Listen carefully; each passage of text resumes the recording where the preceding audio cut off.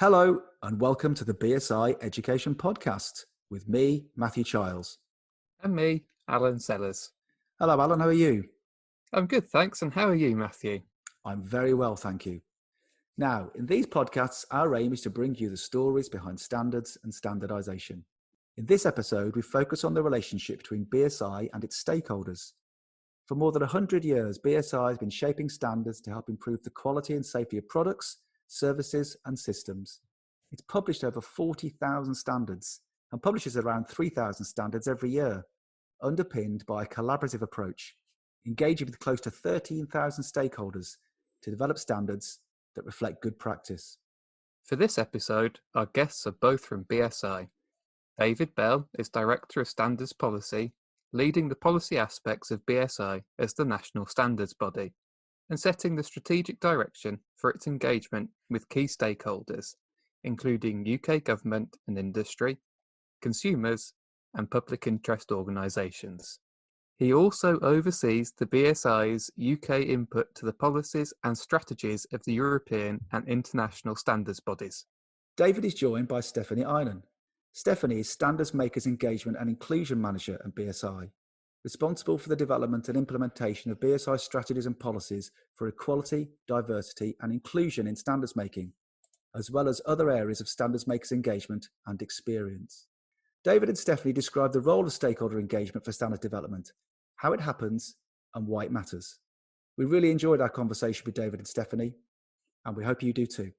So in this episode of the podcast, we are delighted to be joined by David Bell. Hello, David. How are you? Morning, guys. Yeah, good, thanks. We're also delighted to be joined by Stephanie Eynon. Hi, Stephanie. How are you? Hi, good morning. I'm great, thanks. David, if we could start with you. You're Director of Standards Policy at BSI. Can you tell us a bit about your role? Yes, sure. Director of Standards Policy. So I'm responsible for all of the policy aspects of us being the UK's national standards body. So that's the relationships with our international European standards community. So we're part of the ISO family.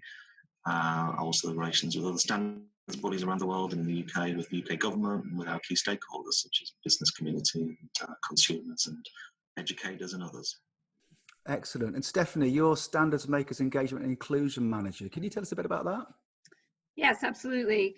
My role, to summarize it in a very succinct way, is effectively to look after the standards makers' experience. That includes ensuring that we're attracting a diverse community of standards makers and providing an inclusive standards development experience and standards makers recognition and things of that nature. Now, in these podcasts, we're always keen to learn about the standards journeys of our guests. So how did you get here and what's your journey been? So David, how have you become Director of Policy at BSI? Where did you start off? Can you remember a time when you didn't really know what standards were? That's a good question. How do any of us ever get to where we are? Well, I've been in standards my whole career, so I think the expression is a lifer. So everything from standards development through to standards management and administration, working around the world on standards projects, working with developing countries to help them build capabilities in their own national standards infrastructure. It certainly wasn't a plan. I don't think anybody has a plan to get into this kind of thing, but I have to say every day, even now after many years with BSI and working in standards, every day throws up something different, and that's always a challenge. What was your favourite project that you've been involved in over that time then? Recently launched the Commonwealth Standards Network, which is a scheme supported by UK government to encourage the Commonwealth countries to use standards to improve intra-Commonwealth trade. And that's took me out to Africa a few times, and we had some great experiences earlier this year out in Uganda and Zambia, talking to SMEs about the way they use standards. And you hear these amazing stories about these micro enterprises that have used standards and doubled their income overnight by being able to put their products onto bigger markets and exporting their products. And when you hear those kind of stories, it just brings it home that what we're doing here can sound a bit abstract, but actually when you talk to people on the ground, there's people doing amazing things with standards and improving their life chances. That sounds like a whole other podcast there, I was David. about to say, Alan, I think that's something we should definitely pick on for a feature episode, definitely. So Stephanie, how have you ended up being at BSI? And again, I guess, did you ever remember a time when you didn't know what standards were? I guess I'm a little bit embarrassed to admit that yes, prior to applying for my job at BSI just over 5 years ago, I'd never really heard of standards, the kind of standards we're talking about here today. And now that I do know what they are, I do feel a little bit embarrassed and bewildered by the fact that I didn't know what standards were before applying for my job. But my sort of the second half of my career has always been had been dedicated to stakeholder engagement, working with volunteers, community groups, programs and programs development, awards schemes. So that's where the relevance to my current role at BSI was. But it's a very different journey to David's. My first career was as a teacher, teaching French and Spanish. And then I got into the not-for-profit and charity world in stakeholder and volunteer engagement and development, which of course is very relevant to the work I'm doing at BSI. And I find it similar to David every day. There's something new, and I'm continuously inspired, whether it's by, the fact that we have close to 13,000 people who are really dedicated people trying to do the right thing and work on developing standards, or the opportunity to drive more equality, diversity, and inclusion in the community of standards makers and in standards themselves. There's always something to keep the motivation really high and to keep life interesting. David, in your introduction there, you talked a bit about BSI as an organisation. Now, we've spoken in previous podcasts about BSI as a group and operating around the world. Could you tell us a bit about BSI as the national standards body? What is that, and what does it do? What's its particular role that it performs? Well, in a nutshell, being the UK's national standards body means that we're responsible for publishing Britain's national standards. So we're responsible for a catalogue of 30-odd thousand national standards, many of which are now harmonised with other countries, mainly international standards, some European standards as well. So our role is to manage that process. So it's bringing stakeholders together to agree best practice, which we then encapsulate in the standard. We then publish the standard and encourage its use by everyone who needs it. And why is that important? Why is it important for a country to have a national standards body? The motivation for producing standards, each standard has a different set of motivations, whether it's to produce a standard that improves the quality of a product or a service, or improves environmental outcomes, makes something safer. So the motivation for standards differs each time. But at a national level, having a national standards catalogue means that you've got the reference document that organisations can turn to when they need to produce a product or a service, or to procure something, and they know what they're procuring meets the best practice that's available at that time. So having a national standard gives you the confidence to know that what you're buying is meeting your expectations, and that's what the National Standards Catalogue does.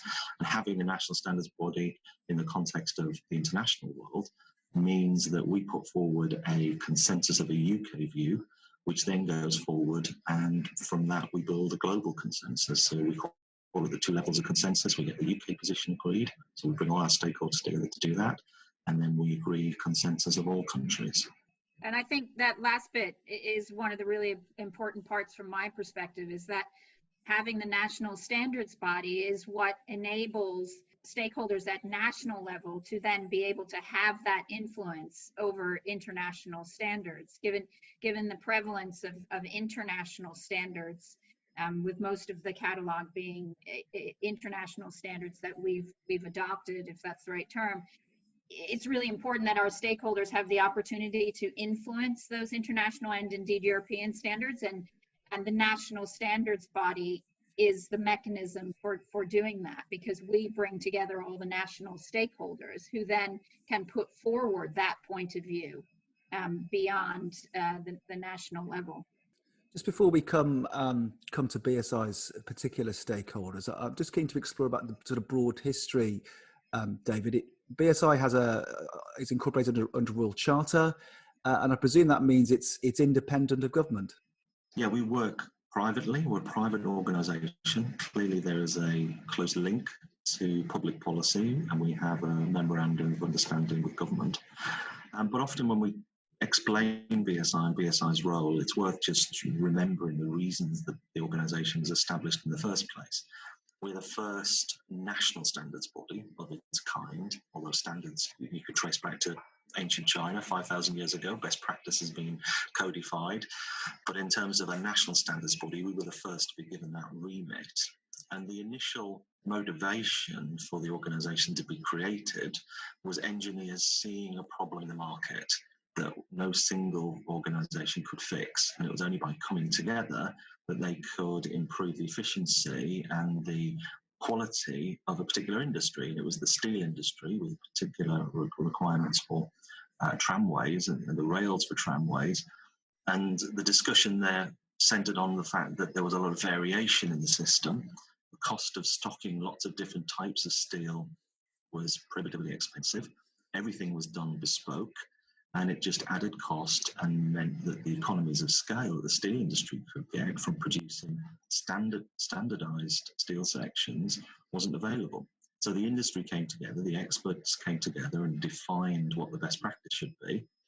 And in the first couple of years of using this first standard, what we now call BS1, the industry saved over £1 million, which I suspect was a fair amount of money back in 1903. So that's that reason, that drive, the motivation for organisations to come together of their own volition, nobody forced them to be there, to produce a standard that nobody's forced to use, but everybody chooses to use, or lots of people choose to use, is kind of the same reason that our stakeholders still come together today to write standards. It's about defining best practice so that they can all work together in a seamless way and to be as efficient and effective as possible. You've both mentioned stakeholders, obviously, and their importance for BSI and for standards development. Who are we talking about? Who are BSI's stakeholders? I think an easier question would be who aren't stakeholders of standards, and really in some ways I would say there isn't anybody who isn't a potential stakeholder of at least one standard, because there are standards pretty much for everything you can imagine, and of different types of management system standards, standards for products, standards for services. And so when you think about that and the fact that they cover such a broad range of things, the stakeholders are infinite in some ways, and there will be a standard or several standards that touch each one of us in different ways, whether that's directly impacting us through a product we're purchasing, or indirectly via the way a company manages its services. So everyone is a potential stakeholder. It's just a matter of they will be a stakeholder of different standards. So it's consumers, it's public interest organizations, charities, industry, government, everyone really. Absolutely. It's not just the producers of the product or service that is involved in the standards development process. And so this is really key characteristic of standards development, because I think any one of us on this call could go away and write a standard in isolation, define our own idea of what is best practice. But it's only when you bring together everybody who's affected by a particular product or service that you get a real view, a 360 view of what is best practice. So it's not just the manufacturer or the service provider. It's not just the organization that is using the product or service. It's the regulators, it's academics, it's environmental organizations, it's consumer organizations. It's all of those affected stakeholders that come together, and it's that magic of finding how can we aspire to the best possible practice that is the magic of standards development. And also the advantages of having that diverse group of people developing the standards, where it brings different perspectives, different solutions to challenges they're trying to address, to really make the standards inherently better by having such a mix of knowledge, experience, points of view that really helps shape that. And I sincerely hope, and I think it's true, that it also enriches the experience for the standards makers themselves to have this opportunity to be exposed to such a variety of people with different types of expertise and experience, and to learn from one another and to build relationships that help the standards makers themselves learn and develop by virtue of participation. If we take one particular stakeholder group, consumers, that's a really challenging stakeholder group to bring to the standards development table, because essentially we're all consumers. So we work through our consumer and public interest network, which has got a huge pool of trained consumer experts who understand the consumer landscape, who can input the consumer view into standards development processes. And that's really important, and it's really valued by the manufacturers, I know, because essentially that's the voice of the customer that they're bringing to the table. And we've got some great examples through the years of standards that have really made a huge change. It's certainly in terms of product safety, and it's been the consumers driving the standard or participating fully in the standards development process that has helped to define that best practice. So everything from pen caps to the surface temperature of oven doors, these have all been changed materially by adding the voice of the consumer, who was able to talk about the way products are used in the environment that they're intended to be used for. And it's only by getting that extra voice around the table that you get that real picture of the needs for best practice in the broader sense. So you both mentioned there particular stakeholder groups. So we talked about government and producers and users, and David, you mentioned their consumers in particular. I just wonder, from your perspective, Stephanie, given this is part of your role at BSI, how do you really ensure diversity and inclusion in standards development? Well, I think there's not a simple answer to that question. I think I would say it's something that we have started to focus on in the past few years much more intentionally and much more deliberately, because we realize there's a real opportunity for us to do even more to encourage more diversity in the community of standards makers. And it's important for the reasons I already mentioned about the impact that has on the output, on the standard itself, and as David just mentioned, how bringing in a consumer voice materially changed the content of the standards. I think some of the things we're doing is around raising awareness, both internally with colleagues and our current standards makers, of the value of diversity in standards development, and raising awareness externally of the opportunity. We talked about earlier the fact that before I applied for my role at BSI, I didn't really know what standards were, and I certainly didn't know that if I wanted to, I could potentially get involved with developing them. And that's one of the challenges, is helping people to understand that it's people like them that are developing the standards, not the proverbial they, and that everyone is welcome to participate in the standards for which they have relevant knowledge and experience to bring to bear. And so very much a joint effort between BSI, all of my colleagues who manage the committees, and our committee chairs, and indeed all committee members, trying to make sure we're really questioning who are all of the potential stakeholders of any given standard that a committee might be working on, and thinking about that in the broadest possible sense, and ensuring we have ways to reach out to, whether it's organizations which represent those stakeholders, to our own consumer and public interest network, or other organizations and individuals, to ensure that they understand the opportunity of trying to influence those standards that are relevant to them. Stephanie's far too modest to talk about it, but she's recently been appointed to chair a UN task force on gender responsive standards and standards development. So just looking at one specific part of that diversity picture, how do standards and standards development deal with gender differences in standards? And that's really important when you imagine some of the products and services that standards are written for, that we consider all of the implications of different genders. And the work that Stephanie's leading is a global initiative which will see all standards bodies, we hope, sign up to agreed gender action plans, and to make sure that they take that aspect of diversity, give it absolutely the highest priority in their own policies. And in some ways, that's an example of where we can see really quite starkly why it's so important to ensure that you have that balance of representation, because effectively you don't know what you don't know.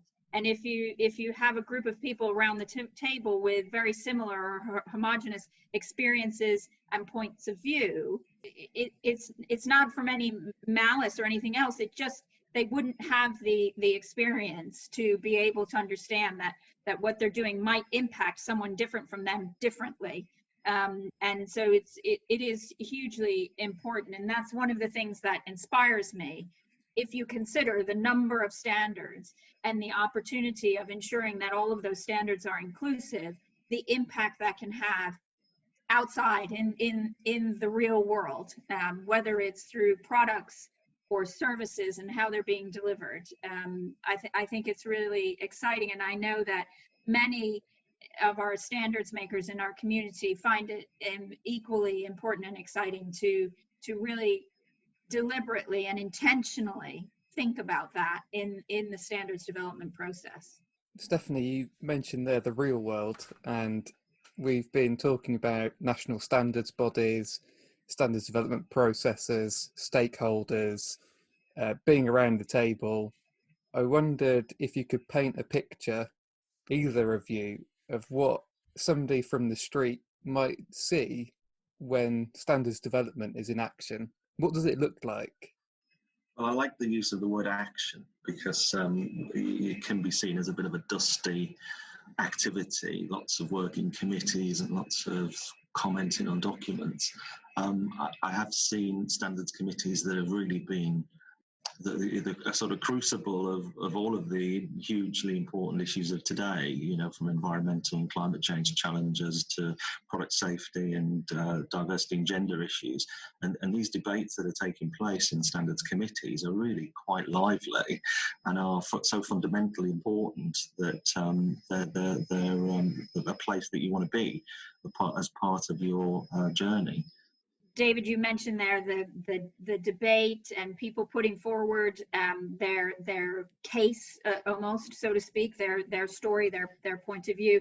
And that leads nicely into thinking about also what it's like to be around the table and about the type of skills and experiences you'll have. So learning how to put a point of view forward, how to influence others, learning from others and watching what they're doing and how they're doing it, learning how to have constructive debate with colleagues from a broad set of backgrounds, learning how to influence others, learning how to work together to build consensus, even when you perhaps don't have the same point of view.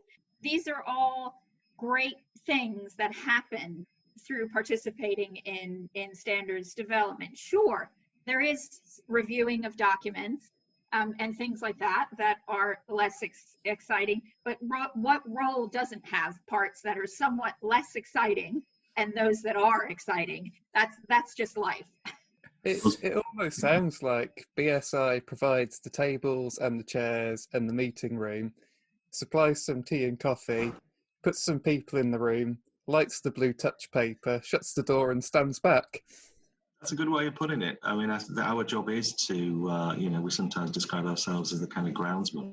We paint the lines on the pitch and we open the doors and we let the players make the game. But I mean, it's interesting. Steph talked there about some of the soft skills that you develop through the standards process, and I think it's one of the reasons why we're seeing a lot more younger professionals getting involved, because they're realizing that actually having this on their CV and the skills that they're picking up by being part of such a crucially important decision-making organisation in terms of the way it changes their industry, to actually be there helping to define that best practice and take forward a viewpoint from your particular, your particular experience, is something that's not only rewarding, but actually it's something that's puts you in good stead for your future career. And Alan's, so the work that you're leading on young professionals has been really critical in helping us to drive that. But it's great to see a lot more younger people getting involved and realising that, this is about writing the rules of engagement for an industry for the next generation. And so if you can get involved and you can help to set them,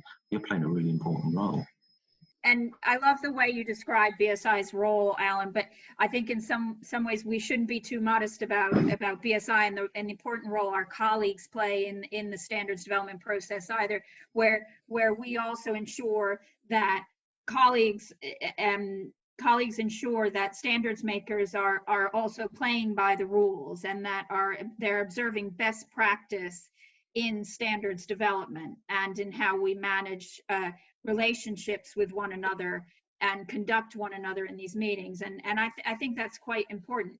There is a process that needs to be observed in order to ensure all of the great things we've just talked about are actually happening. And that's a crucial role that our colleagues play in this process, and bringing in that expertise about standards development and standards policy. But yes, the stakeholders are absolutely crucial, and by and large, in terms of the development of the content in the standards, you're absolutely right, Alan, that we say, there you go for it. In many ways. You've both spoken passionately there about getting involved with standards and the ability to shape industries and sectors through standards development. We're having this conversation over Zoom in 4 different locations because of something that's affected everybody over the past 6 months, and that's obviously COVID-19. And I just wonder, David, from a BSI perspective, I suppose first, what's been the impact of COVID-19 on BSI and its ability to carry out its functions and how it's supported its clients and its stakeholders? Well, obviously, it's the biggest challenge that we're facing today, and it's a pretty serious health issue. It's a serious economic issue, and clearly the world is, as we're recording this in September 2020, the world is still some way away from resolving all the challenges. But we've had to change the way we work. BSI, the standards world, has had to change the way it works. Certainly, we've seen, as every industry has, a real move towards working virtually or working remotely. And actually, we're finding that it's offering lots of extra opportunities. People have, in fact, we've seen participation levels in standards development activity increasing quite substantially. Particularly, we've seen a lot more developing countries participating in international standardization than had happened before. And so I think they were seeing a level playing field where everybody was working remotely, as giving them an opportunity when perhaps they didn't have the budget to attend a meeting physically. They're finding opportunities to get the voice of developing countries more heard in the standards development process. And that's really important, because if our standards are going to be universal, or at least across the globe, which is of course what we want, we need to hear the voice of all of the stakeholders, and that means all of the different countries that intend to use them. So that's one aspect of it internationally. Certainly we're all getting used to this working remotely, and our standards development committees are working remotely as well. And so far we're seeing they've been able to cope well using the tools, and they're still working to find consensus through remote means.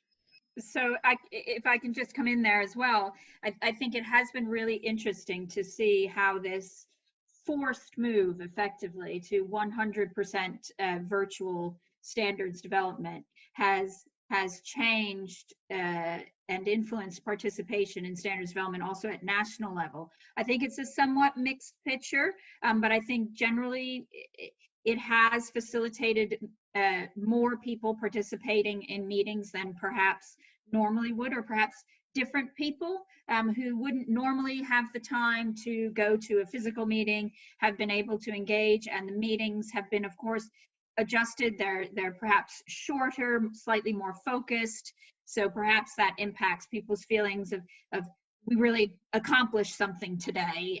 We because they have to be much more sharply focused because the time is limited. You can't be on a virtual meeting for 8 hours of a day. The flip side is a little bit that building the relationships with the fellow standards makers. We've had some reflection from some of our committee chairs and others that they wouldn't want to lose the opportunities for face-to-face meetings entirely going forward, but they do see there is a value in retaining much more prevalence of virtual meetings. The one sticking point a little bit for some is the idea of these hybrid or blended meetings where you have some people in the room and some people joining remotely. And I think there's so many new tools that have come out during these past 6 months that can help us do that better. Because I think previously it's true, if you were the one joining or one of the few joining from somewhere else and everyone else was in the room, it wasn't quite the same experience. And so those are all things we're looking at as well going forward, is all of these changes that have effectively been very swiftly forced upon us. What are the benefits that we've derived from those, and how can we retain them going forward? But what are the challenges they've thrown up, and how might we address those going forward? So it has been interesting to watch that and to hear from our standards makers and our committee chairs and our colleagues about what that's been like. The COVID crisis and the lockdown coincided with BSI launching its own new iterative tool, which will speed up standards development quite considerably. So BSI Flex is the new approach that BSI is taking, and we've piloted it on a standard specifically about returning to work post-COVID. So we've seen this is producing a document through iteration in timescales that we've never been able to produce documents before, and it's helping to get guidance out, which of course is super important right now and massively urgent, and try to reflect the best practice and our best understanding of the way the virus spreads and the way we can work safely after it. So that's proven its worth already. We're seeing that helping us to get best practice guidance out to the market much quicker than before, and to retain a lot of stakeholder engagement in the process. So it seems that obviously COVID-19 has had tremendous impact on the working environment and on stakeholder engagement and standards development.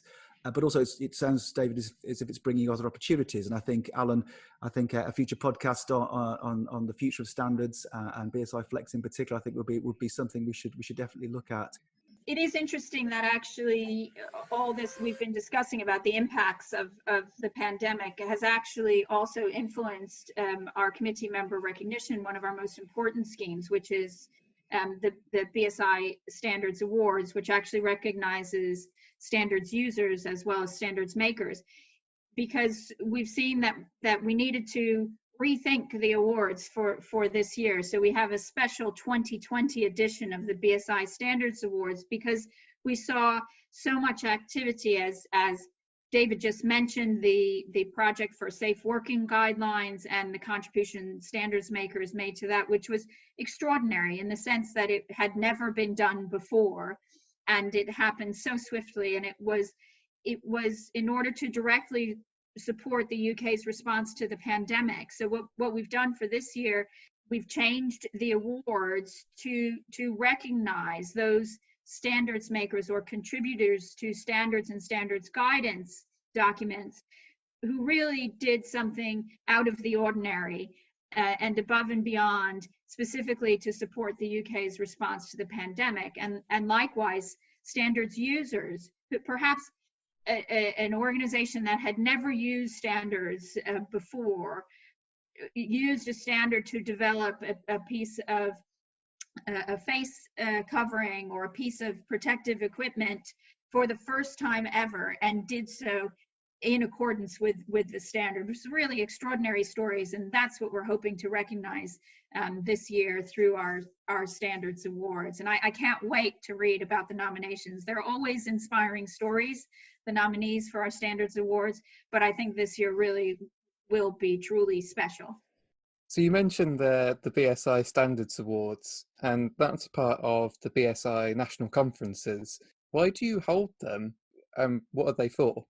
these national conferences and where they're involved were really down to the impetus from David, or the challenge he set me when I first joined BSI, of we have these events, let's really make the most of this opportunity. And so what we've done is we have 2 events a year, one in the spring and one in the autumn, that we design as national conferences for all of our stakeholders, current and potential new stakeholders who are interested in standards and how they're made and why they're important. So they really are for everyone. And the reason we hold them is one, to bring together those who are already participating and give them an opportunity to have a conversation at a different level, outside their own specific area, on a strategic level, with BSI colleagues, with great experts from outside of BSI, and to also network across all sectors and all stakeholder groups. And that's one of the things actually that participants really enjoy about these events. So in short, they are for everyone, and we hold them for 2 key reasons. One, to give something back to those who are already supporting standards and their development and their use, and to engage them in a conversation on a whole new level with BSI, and to build our relationship with those current and future stakeholders. And Stephanie, we have you mentioned the other conference coming up in November. It's an e-conference, as I understand it. What's the theme for the November conference? Yes, I mean, we have had to take the decision because of the uncertainty to hold the November conference as an online conference. And what we're looking at are some of the themes we've talked about related to COVID-19 is that, yes, it has presented challenges, but it's also presented opportunities. So we want to focus on the future, and really a phrase that's being thrown around quite a bit, but building back better. We see standards providing a real opportunity to make building back better something substantive and impactful through standards. And that's the conversation we want to have, whether it's about innovation or organizational resilience or other themes.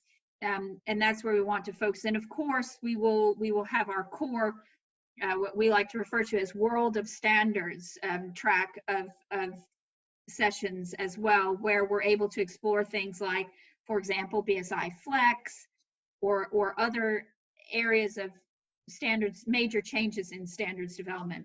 And we'll also focus, and perhaps David can talk more about this, about the changing role of BSI as the UK's NSB, National Standards Body, and standards in trade. We're going to have a high-level session at the conference focusing on that particular topic as well, which is absolutely fundamental going forward, particularly with all the changes afoot in the world, and how standards can impact or are impacted by those changes. Just on that point about trade, obviously everybody's aware of the challenges and the changes that are taking place with regard to the UK's role in the world. How do we find that new path? Standards are going to be super important. Standards are going to be absolutely critical to supporting trade paths. And so that opportunity to have that conversation at the conference, just at the point where the transition period from the UK's EU membership is coming to an end, I think that the timing couldn't be better. And it's an opportunity really just to reset our goals and to think more about the way we can use standards to drive and support trade paths. The last thought that I would like to leave everyone with is standards are relevant to you, no matter who you are. And we welcome everyone to get involved with standards development, whether that's commenting on drafts or proposals via our online portal, or actually joining a group of people that's around the table, so to speak, virtually, most of the time now, to actually shape those standards. Don't hold back. Explore our website and how you can get involved. And we look forward to hearing from you, or to having you join us at one of our national conferences, or both. I couldn't agree more, Stephanie. I think just 2 final remarks from me.